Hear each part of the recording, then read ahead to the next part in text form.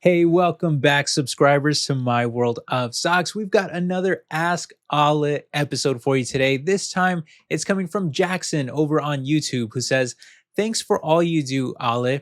I have a video idea request. If you could only buy one stock this year, what would it be? For me, it would probably be Pfizer or Verizon because of their huge dividends and super low valuations. But I'm really curious to hear what yours would be." Okay, so thank you for the comment, Jackson. I can totally understand, by the way, going with something like Pfizer or Verizon, given the reasons you outlined. Those are very large and dominant businesses with high yields and low valuations, so there is a lot to like there. However, I would actually take all of those same attributes and I would simply add to them some incredible business stability that, in my opinion, dramatically lowers the risk while again still holding on to those other great things you mentioned.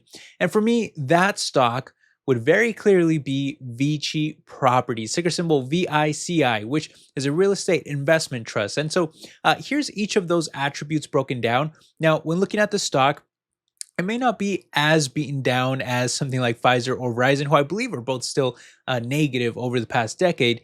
But that shouldn't fool you into thinking that there isn't some tremendous value to be had here too with Vici stock, who IPO'd back in 2018, but has been heavily suppressed in recent years, given the numerous headwinds plaguing real estate, the biggest of which have obviously been high interest rates.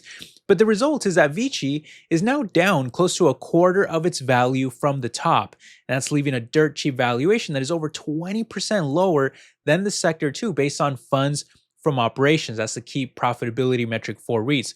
Again, it might not be quite as large of a discount as the other two that Jackson mentioned, but the dividend is pretty close there at well above a 6% yield, which is not only among the highest levels that it's ever been, but it's also been grown every single year, the dividend has, since they started paying it, which is a great sign. And unlike the other two stocks that have had several business struggles and volatility, especially more recently, well, Vici's business has actually been incredibly resilient and holds some of the best, really absolute best attributes that you would ever want in a REIT. Owning massive casinos and resorts, especially some of the largest and most popular in Vegas, that just rake in cash like crazy. I mean, there's a reason why the mafia was always so interested in casinos, because of how insanely profitable they are.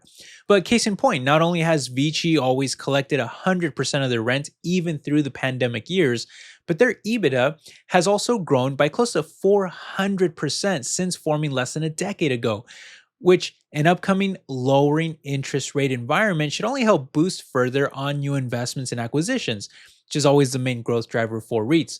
Plus, that extremely lucrative business is even heavily protected with a high barrier to entry because of how massively large these casinos and resorts are. They're even having to adhere to much stricter regulations too from gambling and such. Plus, not to mention that they're even protected from other headwinds like inflation or even the typically high overhead and operating costs that you'd expect from owning such large properties. But instead, many of Vici's contracts are actually CPI linked, meaning they go up right along with inflation. And most of them are also long term triple net leases, where the tenants are actually the ones responsible for handling most of the expenses. So, in all, with a stock like Vici, I pretty much get everything I want in just one single stock. I get an amazing business that is insanely profitable and not going anywhere. I get a ton of protection on that business from both competition and macro headwinds. I get growth potential from what should be a lowering rate environment in the future.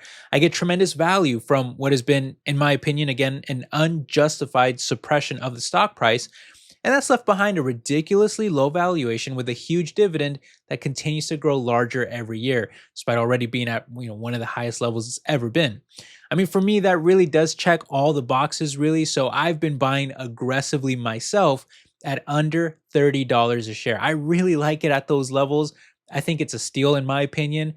And that's a stock that, yeah, I would just be buying even more aggressively all year long if there was really only one that I could be buying.